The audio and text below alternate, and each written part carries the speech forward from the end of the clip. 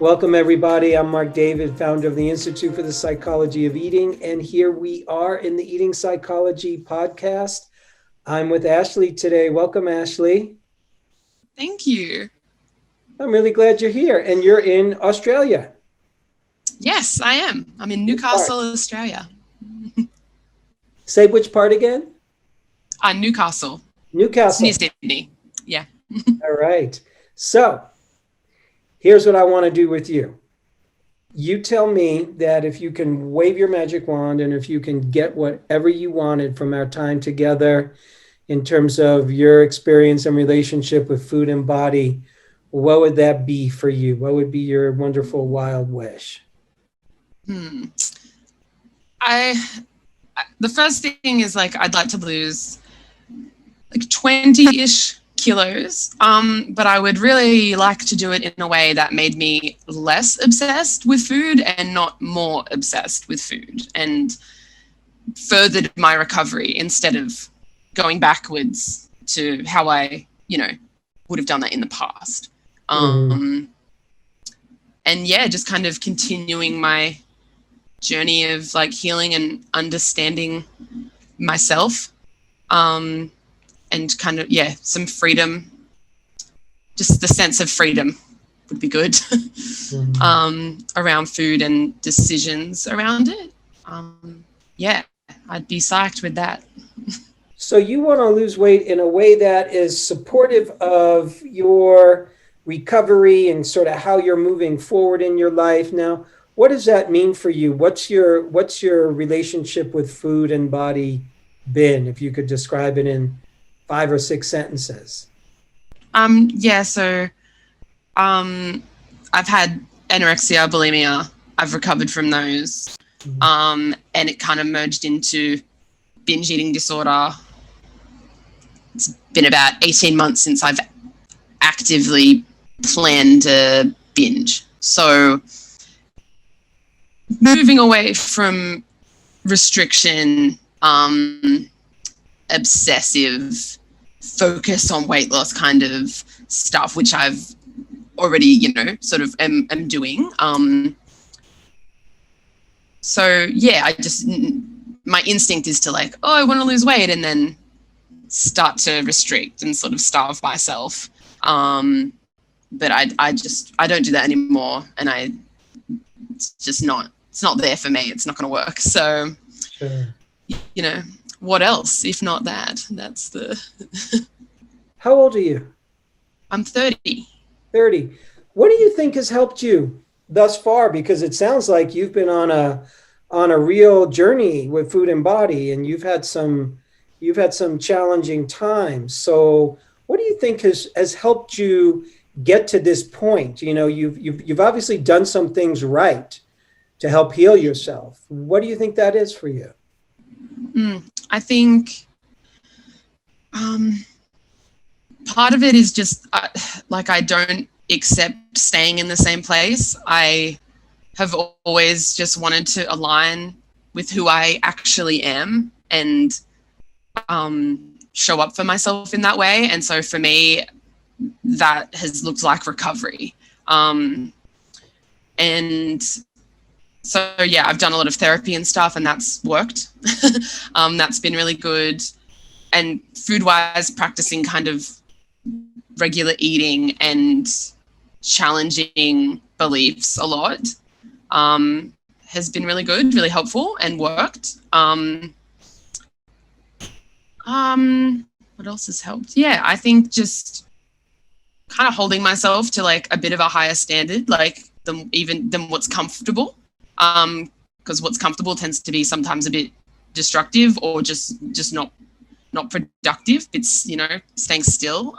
So just sort of challenging anything that is a little bit too unhelpful, any kind of behavior or, I'm pro healing. I like addressing what is going on and trying to heal. I'm also a bit, maybe a bit obsessive about it. But does that answer the question? That definitely answers my question. Yeah. So you said you want to lose 20 kilos or 20 pounds?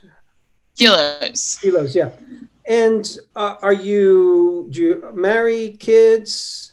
I have a boyfriend for about almost 6 years. So we're building a house. It's the one. Wow. Wow. Yeah. So you're gonna build a house, you're gonna move in, you're gonna have a family? Yeah. Yeah. That's all. It's all planned out. Yeah. Wow, congratulations. Oh, thank you. So you've gotten this far because you've really worked on yourself, you've looked at yourself, you're not afraid to do work on yourself, you're not afraid to go into the feelings. And it sounded to me, I'm just asking questions so I can understand you better. Sounds to me that for you at the end of if you can get what you want, the ultimate feeling is going to be that you're going to feel more free. You Mm-hmm. mentioned the word Mm-hmm. freedom. Mm-hmm. So what else do you imagine? Let's say we could wave our magic wand right now and you lose the 20 kilos. Mm-hmm. Tell me how life is going to be different for you. How are you going to be different? How's life going to be different? Anything that's going to be different. I feel like I can just the sort of superficial stuff of like, it's fun, you buy clothes, woohoo. So that's cool, that's fun. There's value in that to some extent. I feel like one of the things is like we want to have a baby, and I won't allow it until I lose X amount of weight. But deeper than that, I feel like this particular weight is also connected to trauma. And so really what I want is like, I don't just want the weight gone and keep the trauma. I want to like not have the trauma. And then as a result of that, the weight happens to go, aside from just like buying a fun outfit. I think, yeah. So that would be one of the things is I feel like I'm free to choose to have a baby. I'm comfortable in making the decision because I've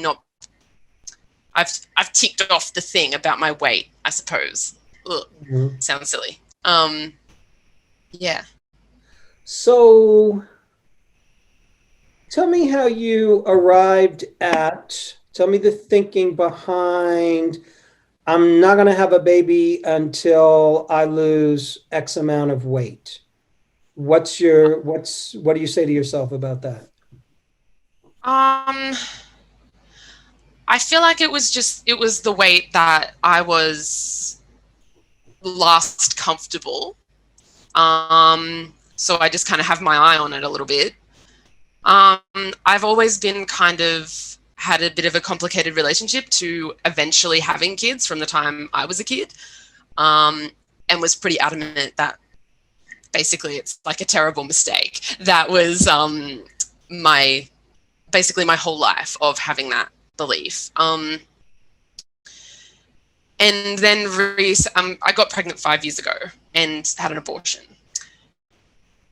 And in many ways, it like fundamentally changed me. And yeah, I don't know. It's quite complicated, I suppose, but I don't know. It's hard to justify. It's just a thing that I want to tick off, so I feel like it'll give me a bit of power. Like when I'm going through what I assume will be difficult in like being pregnant and challenging a lot of these like really long held beliefs about like becoming a mom. At least if my body is not at the higher end of where it usually is, I don't have to be upset about that. I can just focus on being upset about the other things that are going to make me upset. Got it. Okay. So let me repeat what I think you just said because I want to make sure I get the thinking correctly here. So the thought is, this is some weight that you really wanted to lose and you wanted to lose it for a while. And having a child, that's a big experience. It's a big life change. And yeah, there's certain things we want to do before we settle down and have a kid, let's say, and there's certain things you want to check the box on. So you get to check the box on this. It's one less thing that you're going to be worrying about or focusing on. And you're kind of free to be a mom and be with your baby and do your thing. Yeah. Yeah. I think it's like, I view it as permission. Like it will give me permission to do the other thing that I want, like to have a baby. There's also the part that I do view it as though like it's my eating disorder that I'm carrying around. Like it's my trauma physically on my body, like in the form of weight. Mm-hmm. And I've always been very adamant that I will not have a child and then put my eating disorder specifically onto the child. You know, it's been a sort of black and white thing, like you just don't do that kind of thing. So I think, yeah, it's hard to kind of reconcile those two things. I don't want to be kind of obsessing about food or feeling bad or whatever about my appearance or etc. And then just enter into the next chapter and sort of put it all on the kid. I think that's one of the things, which I'm sure will happen a little bit. I mean, you know, they can have a little bit of trauma, but not all of it. Not the, you know, not too much. Yeah, I think that's a little bit of it. Okay. So I'm going to circle back to all this. I'm just gathering up some thoughts and learning about you here. So what has led you to believe, think, feel that this weight that I'm carrying carries trauma with it? Partly because I think that the weight that exists is from specific instances of like mindless overeating where I've like totally zoned out. I like don't want to handle an emotion and I go and eat. Um, it's not really being in tune with my body or anything like that. It's kind of like wanting to sort of like black out almost. Sorry, what was the question again?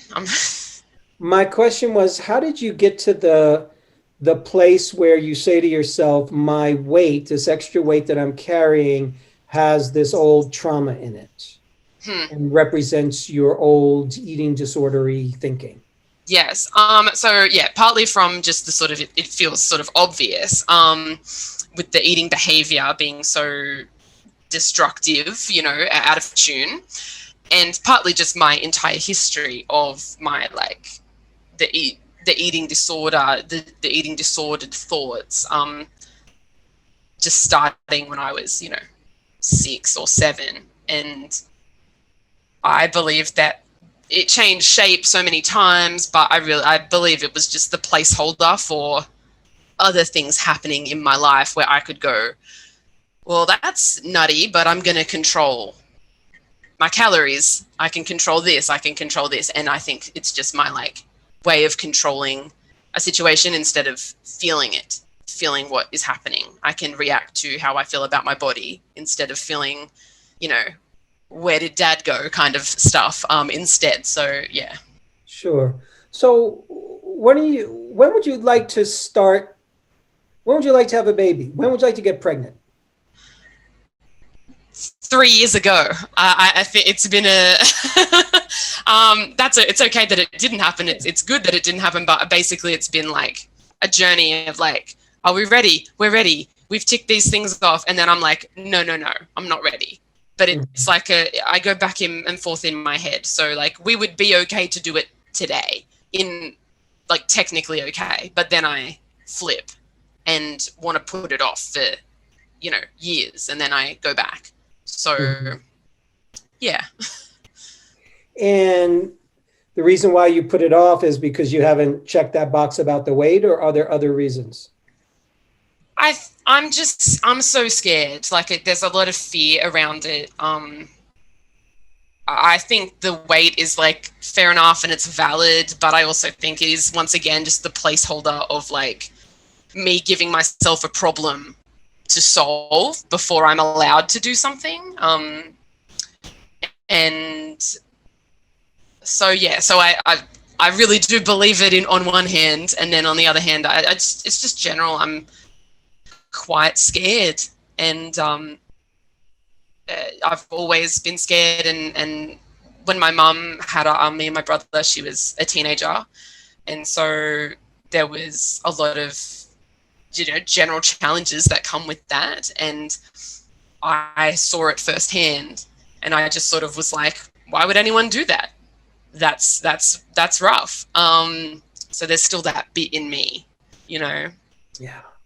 Yeah. How's your relationship with your mom these days? It's very good.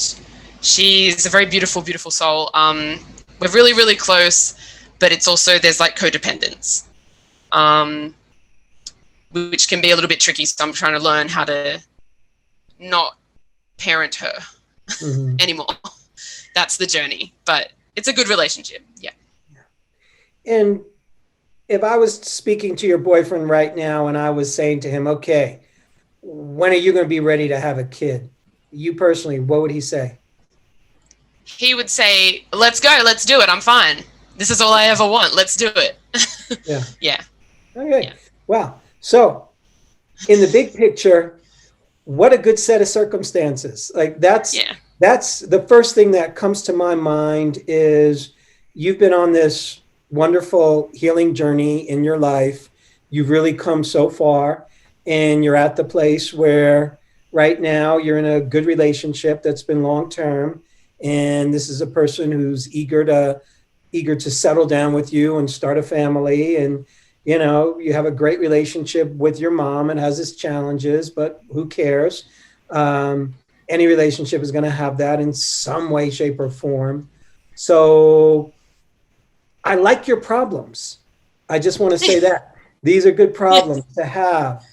And my little caution lights came on a few times. And my caution light comes on when you talk about checking off the box. And I totally get it. Checking off the box called lose the weight before the baby. And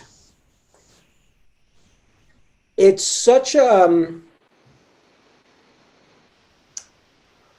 how do I want to say this? You can give yourself permission to have a child at any time right now. I think you know that. Mm. You're the one that empowers yourself to give yourself permission.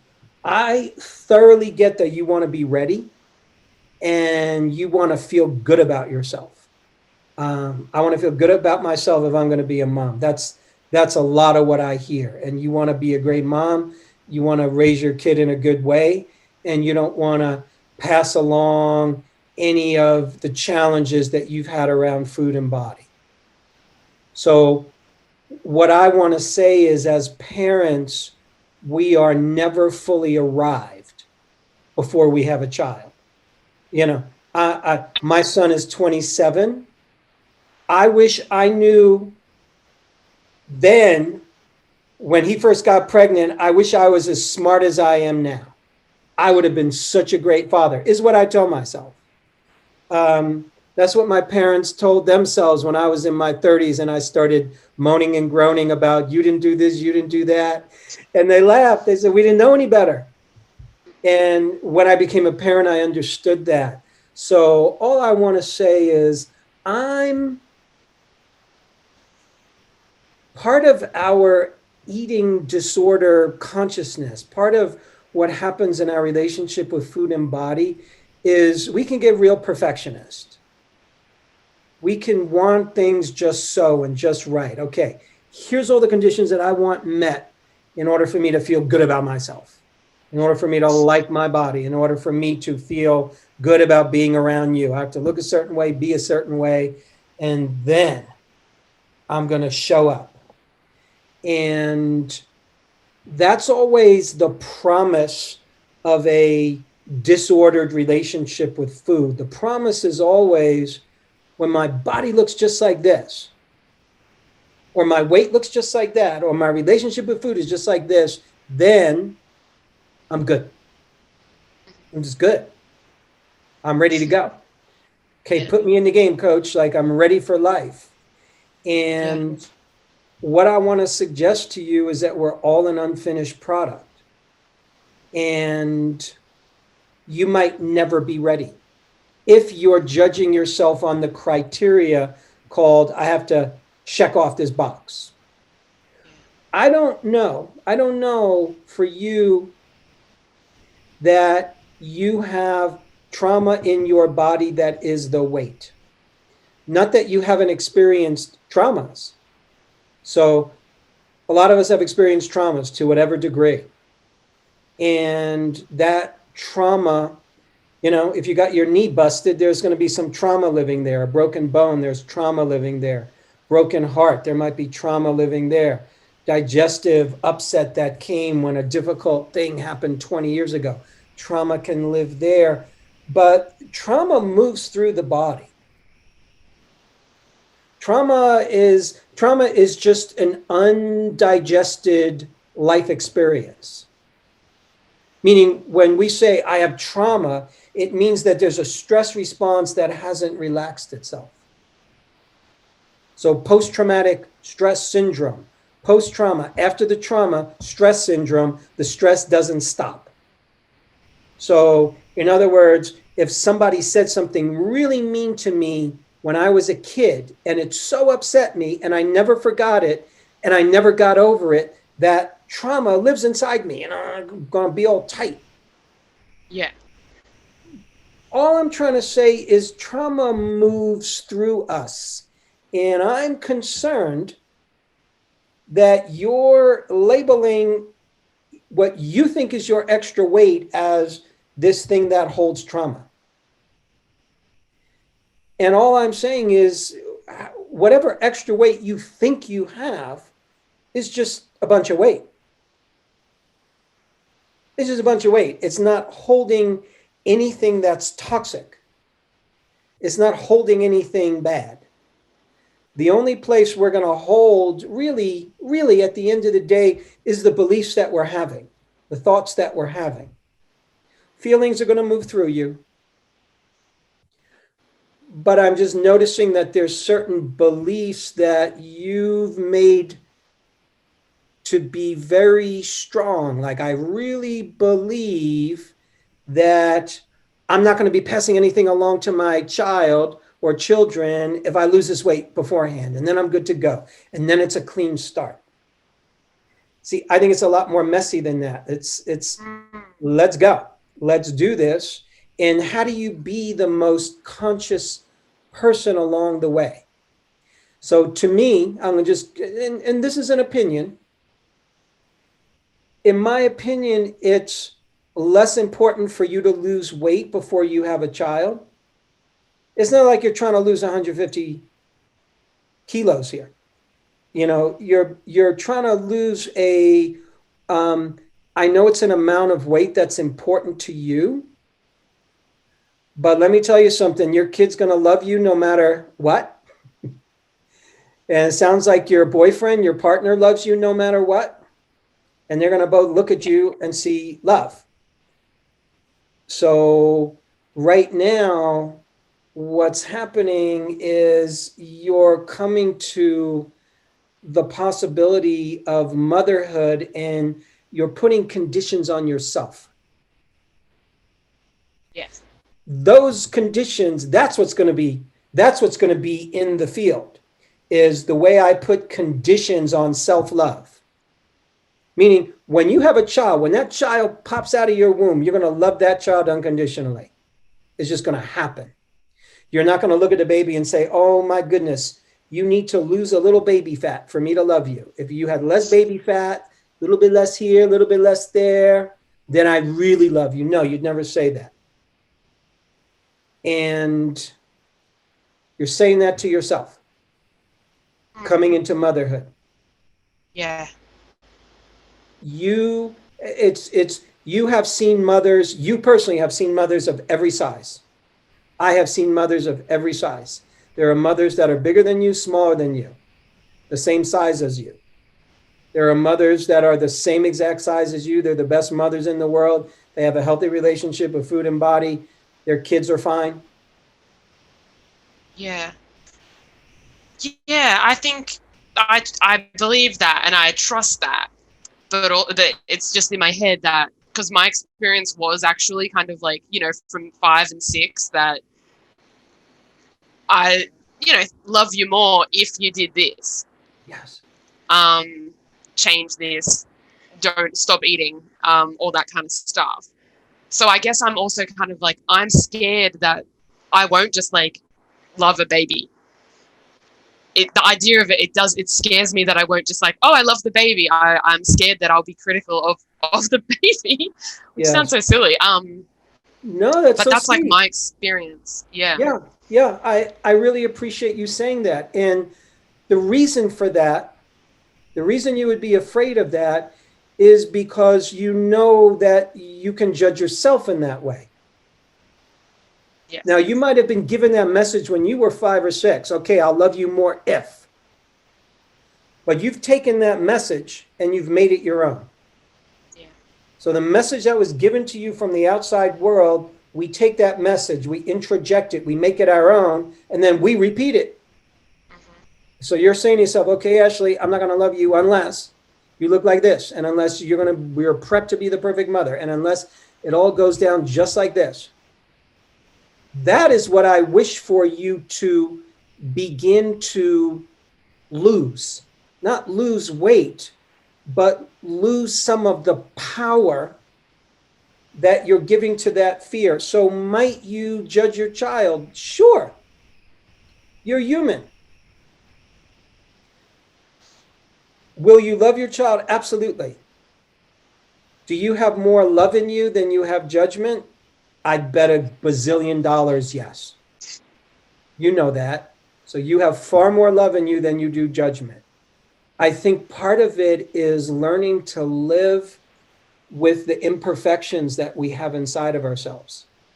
So that's where I think, and even if we weren't talking about kids right now, Ashley, what I would say to you, just knowing what I know about you so far in your own journey with food and body, is that now is the time in your personal journey where you're ready to embrace some of the messiness of it.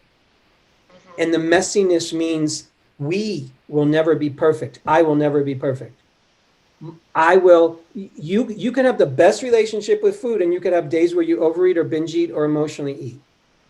You can have, I'm sure you've met people or have friends, women friends, who have the hottest bodies and they don't like it. Or they judge themselves, or they have days where they judge themselves. So the looks don't guarantee anything. And there's the place where we have to at some point let go of none of it. None of life is ever going to look perfect. I'm not going to have the perfect guy. He's not going to have the perfect girl. I'm not going to be perfectly ready for motherhood, but it's sort of ready or not, here I come. And instead of focusing on what you don't have, I'm really interested in you starting to focus on, wow, look at what you bring to the table of motherhood. You've had a powerful journey with food and body. You can understand a young person and their relationship with food very different than the average person. You have a lot of distinctions. You know how hard it can be. You know the places where a young person can get stuck. Yeah.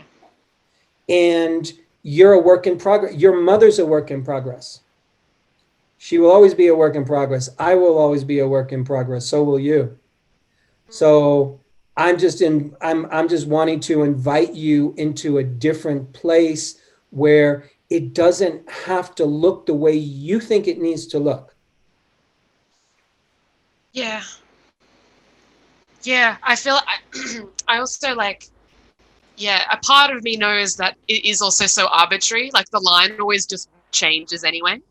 Mhm. Um, I think even in my last few years of like recovery, part of, accepting and like letting go, which I did really successfully, but also my perfectionism sort of just changed. And then I kind of achieved a lot of other things in life. But then my weight went up. And so I kind of like, it's not worth it, or that doesn't matter now, because I did it wrong, because while I was achieving things, I put weight on, Yes. which is obviously silly. I mean, like, they were good things, but it's totally just that mindset. Like, yeah, no, you're very spot on. Good job. um, it's so hard to let go of. Like, I feel like it's really insidious. Like, it just, like, I don't know it's there. I like think I'm working on it and I'm moving forward, and then it kind of morphs, and then a few months later I'm like, oh no, again. Yes. Um, So yeah, this is it's tricky. good. It is just so I'm 100% with you because those old voices, they're brilliant at disguising themselves and they're brilliant at reinventing themselves. Yeah, And they follow you, and it's your ongoing job to go, oh, that's just the voice of perfectionism putting on a different mask. And yeah, it's that sort of virus that's trying to grab me. So you didn't invent perfectionism. It existed long before you came around. And it's a virus, it's a viral belief, it's a viral way of being that lands in a lot of us. And the way we manage that is the way you've been managing it, which is at some point we become conscious and aware of, oh my goodness, I do this. And oh my goodness, this doesn't serve me. So, yeah, maybe I can take some of that energy and move it into other goals and accomplish. And you did. And it just so happens that when you accomplish these other things, oh, wow, I gained some weight. And then that becomes an opportunity for you to take a deep breath and find a way to have some humanity for yourself because you didn't want to gain that weight, you didn't wish to. And there's a place where you're learning how to trust yourself more and more. Like, I'd be willing to bet money that right now you trust yourself far more than you did 7 years ago. yeah, Like, just trusting yourself to make good yeah, decisions, to do good things for yourself. So you're learning how to trust yourself more and more. And you've given yourself an interesting challenge, and it's the challenge called motherhood. yeah, Because that and you and I know this. Some people, some women naturally know. I trust myself. I'm ready to have a baby. They were ready to have a baby when they were 19 years old. They're ready. yeah, They trust for whatever reason. Doesn't matter. yeah. And right now, you don't exactly trust yourself there. Yeah, yeah. I think with this sort of journey, it's kind of interesting because when I got pregnant 5 years ago, and it was an accident, and physically something was wrong, so it was also very like painful in a way that was abnormal. Mhm. Um, but even though it was terribly painful, I got access to this part of me that was like, oh, I understand. I understand why people would do this. I understand doing this myself. It wasn't time, and everything was still way too, like, but uh, it was like this connection to this thing that I had been denying, and like my whole life just so like no no no no about it, and so harsh, judging my mum for doing it, like basically for having me kind of really harshly. And yeah, it just like immediately as soon as it had happened, I kind of got a little bit more in touch with that part of me that is like, oh, this makes sense. I get this. This is like the whole point. That's like how Yeah. it felt for me. Yes. Um, and then it's just been this journey since then of kind of trying to heal the like physical stuff was bad, and obviously like the abortion was very confronting and understandably difficult, and I don't not fully sure how to process that, but it's that back and forth between this part of me that I got like a glimpse of it when I was the short time I was pregnant, kind of being like, no, trust it. Yeah. It's in there. It will happen. Mm. You know, what I've noticed is that when we, men or women, turn 30, there's a very palpable shift. Age 28 to 29, when you look at all the research on life cycles, they say that the transition from 28, 29-ish to 30, that we become more grounded. And it's a time when we're no longer living purely in reaction to our past. So one school of thought says up to about 29-ish, we're just automatically living in response to how we've been programmed, brought up, trained, how we've been parented, how the world has taught us, and we're just kind of trying to do what we're supposed to do, make people like us, figure it all out, survive. And then by the time you hit around 30, there's a part of us that's born that goes, oh, wait a second, I'm me. I have I can go in my own directions. I have my dreams. And yeah, all that happened to me in my past. And I want to create my own experience now. I want to create my own life. So we have greater liftoff at from 30 and up. We have greater liftoff from our past. Yeah. So what I think is happening for you right now is your do you ever see those images when like the rocket ship is taking off the launching pad and it doesn't just go straight up. There's all this smoke, there's all this fire, and it's kind of trying to go up, and then eventually it shoots up. And it feels like you're on that launching pad and you have liftoff, but there's a lot of smoke and there's a lot of fire. And in a few seconds, that rocket ship is about to move into space. And what all that commotion is, it's trying to get liftoff. It's you starting to understand that in a lot of ways, you're not your past anymore. So that's why I started out saying, no, this trauma doesn't live in your body like you think it does. What lives in your body, more so than anything, is right now success. What lives in your body is, wow, I've come a long way. I've gone through anorexia. I've really healed myself significantly of bulimic behaviors. I've done a lot of work on myself. That's success. And the perfectionist mind is going to focus on, the little things we still haven't done yet. Yeah. And if I was talking to you every week I would be helping you, remind you of how far you've come, of what your successes are, what your gifts are, what you bring to the table. So you can really start to account for that. Because what happens is when you're looking at having a baby, you go, oh, my eating disorder, and the weight, and you don't give any weight to you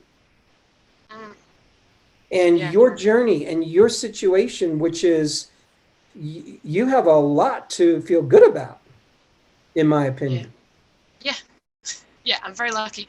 I feel it's so funny, like even just the conversation, like hearing you say that, I can like feel my whole body like tense up, like no no no no, yeah, just in terms of like just you've got to have the celebration at the end. I recently finished a degree and then I did post grad, and I sort of noticed in myself the amount of hours that it lasted where I felt good. Specifically about woohoo, it's finished. It was about 18 hours, and then I immediately was like, next thing. So I was like, let's notice that. That's not maybe not long enough, but there is just this tension of like, don't do it, don't be nice to yourself, basically, because then you can't be trusted. I feel like that's maybe the feeling, but that's for sure where the homework needs to Yeah. be, the practice of that. Yeah. Yeah, it's such a good practice for you. Yes, the practice called really give yourself as much airtime to what you've accomplished as airtime to, oh, I have to do this, I haven't done that, I haven't lost this. be fair to yourself in that way. Um, Yeah. Here's another piece of the puzzle that I think is important as you move forward into motherhood, which is that, you know, we're a continuation of our parents, and in particular our same-sex parent.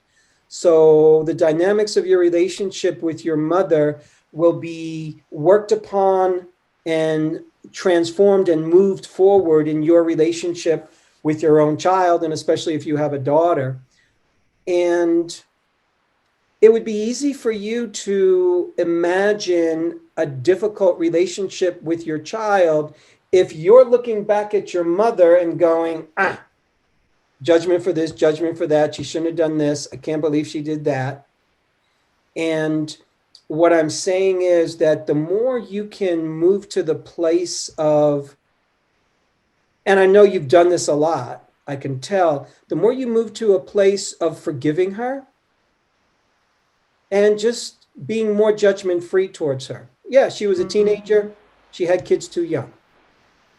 That happened. You Yeah. were one of those kids. And that's what happened. And welcome to planet Earth. People do all kind of silly stuff, crazy stuff, stuff that they shouldn't do, stuff that they could have done better. Um, and she was thinking through the mind of a very young person. You're not that person. You're a 30-year-old and you have a lot of experience under your belt. You have training under your belt. You have a lot of good distinctions. And as you look upon your mother and just go, okay, you know, she did the best job she could. And now here we are, and we're trying to be two adults working things out. Great. And here you are coming into motherhood, and you're a different person. You're not that person your mother was. You're not her. You're her daughter, but you're such a different person. And I think part of you feels like you're going to make some same mistakes, or that you're going to recreate the same relationship with your child that you had earlier on with your mom. Does that resonate for you at all when I say that? Yeah, yeah, it does. And yeah, I love mum so much. I still think she's the best mum. She's very good in a lot of ways. It's both my brother and I we're both like hyper critical, hyper aware people. Just observing different things in our life. But it also makes me think about my dad a little bit. Basically, I don't know him at all.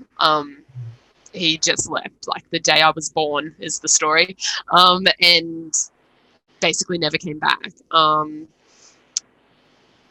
So it just made me think about that. I have a really, it's kind of good that it's making me emote actually, because I have like a really hard time connecting anything to that. It's quite numb most of pretty much my whole life.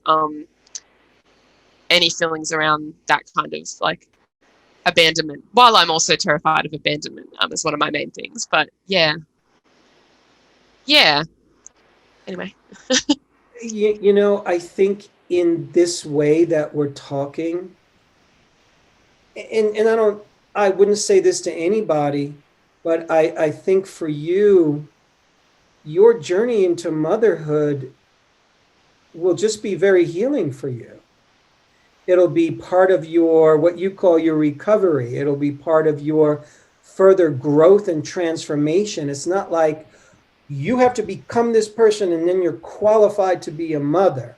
It's no, you take the next steps, and then life is going to tell you how you need to step up at each point along the way, because things come up when you're a parent. Emotions come up, beautiful emotions, challenging emotions. You're going to see yourself in your child in all these sweet ways. You get to recreate your own childhood in a better way as you raise your own child. There's so many great things that happen, and that's part of the healing journey. So you're not going to come to the table perfect mom, ready to go, superwoman. You're going to come to the table who you are. And it's just, there's going to be a day, I bet, I don't know when, there's going to be a day in the next bunch of months, perhaps, when you look in the mirror and you go, Ashley, you know, you're great. I love you just the way you are. And let's be a mom. And I trust you'll rise to the occasion. And you don't have to be any different. You don't have to look different. You don't have to weigh different. Your baby could care less.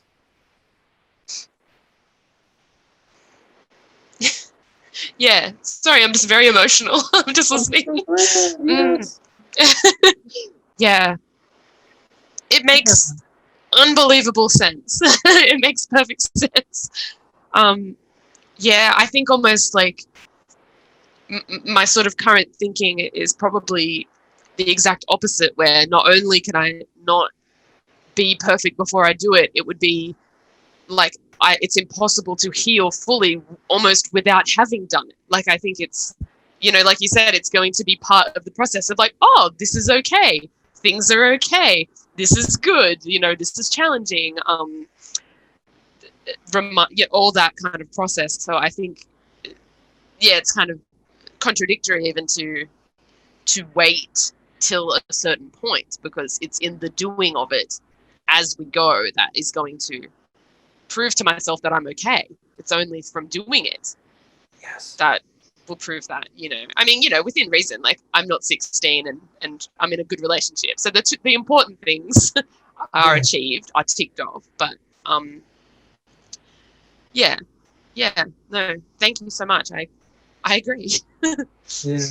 And you know, another way to say all this is, you know, when you talk about abandonment and not being able to know your father and having that story, that's a deep abandonment. That's intense. That's very powerful.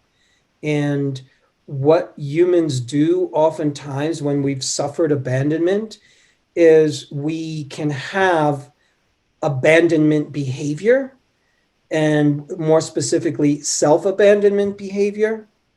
So, in a strange way, an eating disorder can be a form of self abandonment. Being anorexic is exiting your body, it's abandoning the body, it's transcending the body. I don't need food, I don't need to eat. I'm perfect, I'm pure. I just need the tiniest smidgen of food, and I'm not even hungry. I'm okay. So, it's a very clever way to abandon the body and abandon life. And there's other ways to abandon the body in our relationship with food, like, oh, you're not good enough yet. Oh, you don't weigh the right amount.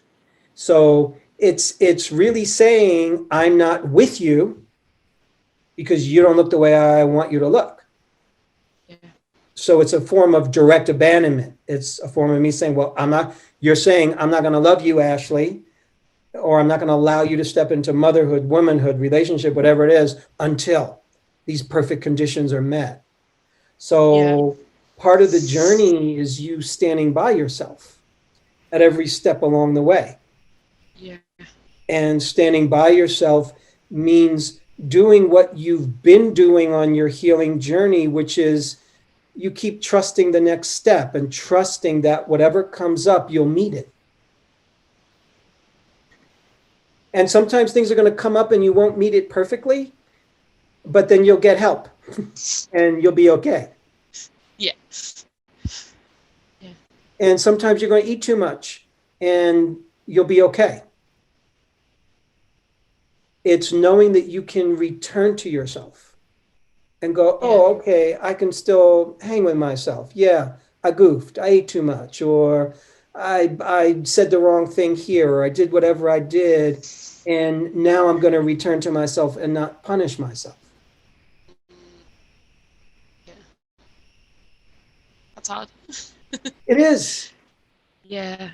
So once again, it's like I get it's just a very slow process, you know, I understand, but I feel like I practice that.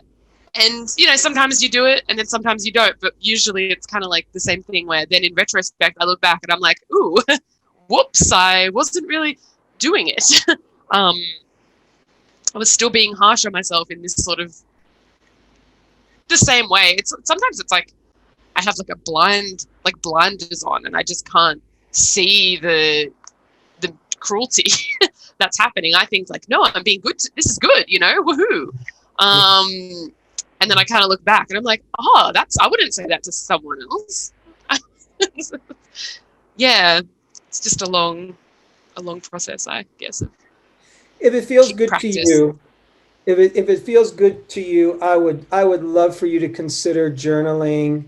Make a long, exhaustive list of all the good things that you bring to the table as a mother, as a person who's going to make a great parent. Just list all the cool things about you. And Yeah. if you need help, ask your boyfriend. If you need more help, ask your mom.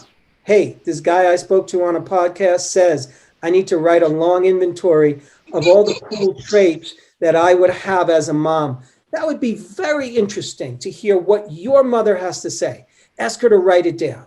Ask her to write you a long list of why you'd be such a great mother. Yeah. Ask your boyfriend to do that. Ask the people closest to you, and just even get that feedback so you can hear, because there's a lot of noise in here that you have about what ain't right. And I want to crowd out some of that noise with what is right and what does work, just so we can balance the scales a little bit. Yeah. Yeah. Yeah. And That makes perfect sense. Yeah. I'm just thinking about like over the course of my healing, how like I feel like sometimes maybe there's like a thing that people don't do, even though they know it's like part of the good process, but it's like, I'll do that part later. Now's for focusing on this. I feel like that's probably the thing I have not really yet walked straight into. I haven't like embraced it. I'm like, yeah, I know that's what I need to do, but I haven't fully like been like, okay, no, this is serious. It's the homework. It's the thing. The way that I have been with other aspects of the healing, which is also kind of like speaks volumes of that, how important it is, and because it's probably quite difficult that I'm putting it off, I suppose. But yeah. I feel good. I feel good about doing it now that you've given me this little pep talk. Mm-hmm. And another reminder, to see what it's going to take for you, how you can help yourself choose to be a mother independent of weight. How can I take weight off of the table? Now the answer is very simple. It's a choice. So what's going to help me choose? How can I help myself choose to just take weight off the table? And pretend that it's not a condition to have a baby. There's no such condition. Pretend it doesn't exist in the universe. What would you be thinking then? How would you be feeling if weight wasn't a condition? It might be just a little experiment that you do, like a little exercise, just for 5 minutes, for a day, for a week. Just pretend to yourself, I'm going to have a baby with this body that weighs what this is right now. Does this body want to have a baby? Really ask your body, not your brain. Ask your body, does this body want to have a baby? How does this body feel about being a mother? Like, talk to your body about that. And if you really want to get even more granular, write a letter from your body to you. That's good. Yeah. Write a letter from your body to you. So you're going to sort of channel your body, and your body's going to go, Dear Ashley, here's what I'm thinking. Here's what I have to say about weight and about motherhood and about trauma and about your journey with food. Just check in with your body. See what kind of wisdom it has to offer you. Do that in a moment where you can have a little bit of quiet, a little bit of silence, and really tap in, because I just think you have a lot of wisdom that wants to come through you, and you're ready for that. And you just have to tap into that more. I think you're just far bigger in your spirit and in your wisdom and in your potential than you really allow yourself. So I've got all kind of confidence that you're going to be a great mom and you're going to be great at whatever you do in this world. I really do. Oh, thank you. That's nice. Yeah. It just exudes from you, and your children will be very fortunate to have you as a mom. And I bet you picked a great dad for them. I did that. There you go. Very good. Those are the things to focus on for yourself. Really, really, really. And just really consider that and really feel that, like you're doing now. Like, yeah, you've come a long way. You've made some good choices and you're in a good place. It ain't perfect, Yeah. but it's Yeah. good. Yeah. Thank you. Thank you, Ashley. You're such a feeling creature. You're going to have some feeling children, I bet. Yes. I hope. Well, I really appreciate our time together. You've been so wonderful. You've been so real and so honest. And, hopefully this has been helpful for you. And I'm sure it's going to be really helpful for people tuning in. So, yeah, thanks for sharing yourself. Thank you so much. I really appreciate it. Yeah. Thank you. Thanks. And thanks, everybody, tuning in. Lots more to come. Take care, my friends. Hey friends, we're so happy that you've joined us for another episode of The Psychology of Eating with Marc David. Are you loving these episodes? Then simply subscribe and you'll never miss an episode again. We'd also love it if you'd leave us a comment below so we can hear more about your own journey with food and body. And if you're curious about what we offer at the Institute for the Psychology of Eating, including our internationally acclaimed coach certification training that's rooted in dynamic eating psychology and mind-body nutrition, please head on over to our website, psychologyofeating.com. Until next time, take care. And remember, having the body you want starts with loving the body you have.